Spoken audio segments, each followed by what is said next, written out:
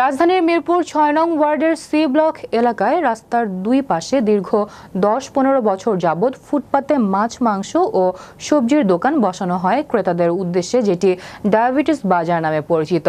স্থানীয় বাসিন্দারা জানান, বাজারের তুলনায় এখানে কম দামে জিনিস পেয়ে তারা খুশি। এই ওয়ার্ডে প্রায় ২ লাখ মানুষ বসবাস করেন।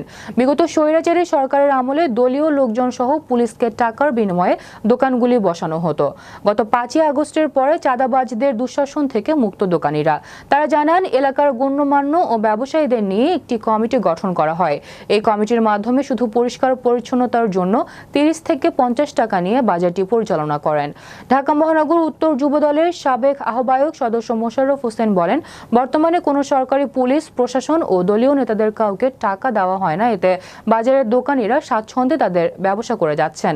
এলাকাবাসী বলেন, চাঁদা মুক্ত, সিন্ডিকেট মুক্ত, ফরমালিন মুক্ত, কম মূল্যের বাজার চাই আমরা। অপরদিকে ঢাকা মহানগর উত্তর বিএনপির সভাপতি, জাতীয় দলের খেলোয়াড় আমিনুল ইসলাম বলেন, এটা দীর্ঘ ১৫ বছর আগের বাজার। এটি এখানে কোনো প্রকার চাঁদাবাজি, দখলবাজি ও এলাকার সাধারণ মানুষের হয়রানিমূলক কোনো প্রকার কার্যক্রম করা যাবে না। এখানে বিশাল চাঁদাবাজি করছে। এখন আমি বিষয়টা যখন ৫ই আগস্টের পরে আমি বিষয়টা জানার পরে আমি এখানে প্রশাসনের সাথে কথা বলি যে বিষয়টা কি, বাজার থেকে তুলে দেওয়া যায় কিনা, বা তনরা বললো না, এখন তোলা যাবে না। কারণ হইল যেহেতু এটা অনেক বছর ধরে চলে আসছে, ১৬ বছর ধরে চলে আসছে, এখন আমরা এটা তুললে মানুষ এটা রিয়েক্ট করবে। এইটা তাহলে আওয়ামী লীগই ভালো ছিল, গরিব লোকের পক্ষে ছিল, আপনারা তো তুলে ফেললেন। এই কারণে প্রশাসন চাচ্ছিল যে এটা থাকুক, কিন্তু কোনো চাঁদাবাজি হবে না।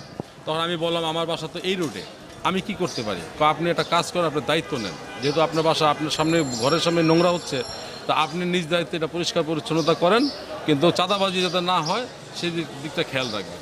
তাহলে আমি পরবর্তী করণীয় কী, সকল দোকানদারদের সাথে নিয়ে, এলাকাবাসীকে সাথে নিয়ে একটা কমিটি করেন, সকল দোকানদারদের সাথে সমন্বয় করে কত টাকা চাঁদা তুললে, কত টাকা তুললে পরিষ্কারটা হয়, চাঁদাবাজি মুক্তভাবে সুন্দর মতো পরিষ্কার পরিচ্ছন্নতা হয় এবং মেনটেন্যান্স খরচ হয়, সেটা খেয়াল করে এটা দাম নির্ধারণ করে কমিটি করেন। এখানে পেঁয়াজ নিচ্ছি আমি।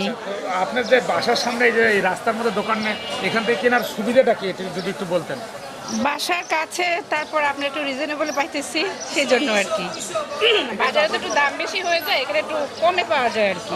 এখন তো সব কিছু না না বাচ্চারা স্কুলে যে যাচ্ছে, যাতে কোনো এই দোকানের কারণে না না না না কোনো সমস্যা হচ্ছে না, বরঞ্চ সবার জন্য একটু ভালো হইতেছে। এখন বর্তমানে যে অবস্থা, সব কিছুরই এখন তো দাম বেশি, এই জন্য মানে একটু কমে পাওয়া যায়, যার জন্য সবার জন্য একটু ভালো হয় আর কি, এটা সুবিধা।